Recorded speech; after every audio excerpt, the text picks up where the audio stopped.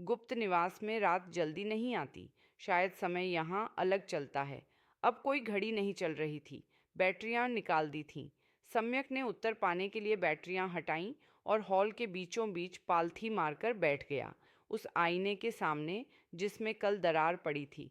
संदेश धुंधला हो चुका था, पर कुछ बचा था। एक उपस्थिति, उग्र नहीं, न नाटकीय, बस चुपचाप, निर्विवाद। उसने नई कॉपी खोली और ऊपर लिखा, क्या भूत अनप्रोसेस्ड मेमोरी है?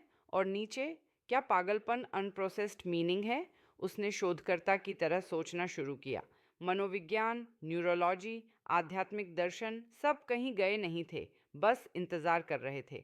हर साइकोटिक ब्रेक में मरीज पैटर्न, आवाज़ें, प्रतीक की बात करता। हर भुतही जगह में अवशिष्ट ऊर्जा, दोहराई ध्वनियाँ। भाषा अलग, अनुभव वही।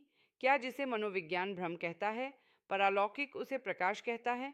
अनु की एक बात याद आई, जिसे हमेशा टूटे वाक्य समझकर टाल दिया गया। कोने में खड़ी लड़की पलक नहीं झपकती। वो एक याद पकड़े हुए है, भैया, शायद वो मेरी है। तब इसे विजुअल हेलुसिनेशन कहा गया। पर अब सपने, डायरी, आईने के बाद वह आश्वस्त नहीं था। क्या अनु ने उनसे, गुप्त निवास के भूतों से, पहले ही मुलाकात कर ली थी? क्या उनकी स्मृतियां उससे होकर रिस गईं? अचानक कमरा ठंडा हुआ, बाहर से नहीं, भीतर से। ऐसी सिहरन जो त्वचा नहीं, रीढ़ को छूती है।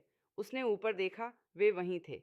वहीं तीन आकृतियां, सरसों साड़ी वाली औरत, टेढ़े कॉलर वाला चुप लड़का, हुम हुम करता बूढ़ा, पर इस बार करीब, न तैरते न नाटक, बस खड़े, जैसे कोई विचार जो हटने से इनकार कर दे। सम्यक चुप रहा, बस देखता रहा। औरत ने कहा, तुम दूसरों जैसे नहीं। वह धीरे से सिर हिलाया। तुम भी नहीं। औरत आगे आई, आक्रामक नहीं, बस इतना करीब कि चेहरा साफ दिखे। चेहरा अधूरा, हिंसा से नहीं, भूल से, जैसे अधूरी पेंटिंग। हम डराने नहीं आए, वह बोली। हम इसलिए हैं क्योंकि हमें समझा नहीं गया। भूत वही हैं जो अपने पल से ज्यादा जी लेते हैं। और अनु, सम्यक की आवाज़ नरम।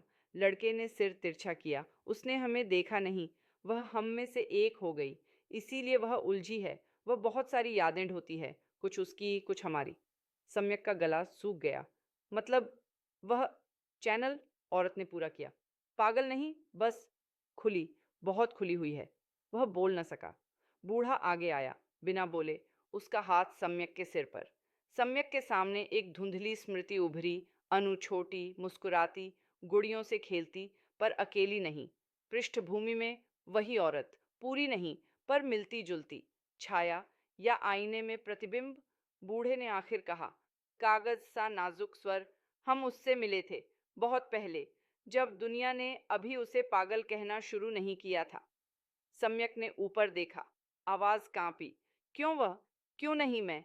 औरत की आंखें भर आईं, क्योंकि उसने जो देखा उस पर कभी संदेह नहीं किया। और तुमने? वह रुकी। तुम्हें खोज शुरू करने के लिए उसे खोना पड़ा। उस रात सम्यक ने रिकॉर्ड नहीं किया, न लिखा, बस उनके साथ बैठा। और वे रहे, भय दिखाने वाले नहीं, मेजबान बनकर। घर भुतहा नहीं था, वह याद कर रहा था। और अब वह भी। अगली सुबह सम्यक ने लैपटॉप खोला, हफ्तों बाद। एडिट करने के लिए नहीं, पढ़ने के लिए। उसे सबको जोड़ना था। भूत, संदेश, अनु की दशा, और वह सपना जो किसी क्लिनिकल सेशन से ज्यादा निदानात्मक लगा था। वहीं से शुरू हुआ जहां वह जानता था। एबनॉर्मल साइकोलॉजी, DSM-5 कहता है, हेलुसिनेशन, बिना बाहरी उद्दीपन के परसेप्शन जैसा अनुभव। पर अगर उद्दीपन भौतिक न हो, रेखीय न हो, अगर बाहरी की परिभाषा छोटी हो, उसने लिखा, शायद हेलुसिनेशन वास्तविकता की अनुपस्थिति नहीं, एक अनाम वास्तविकता की उपस्थिति है। उसने पुराने PDF खोले।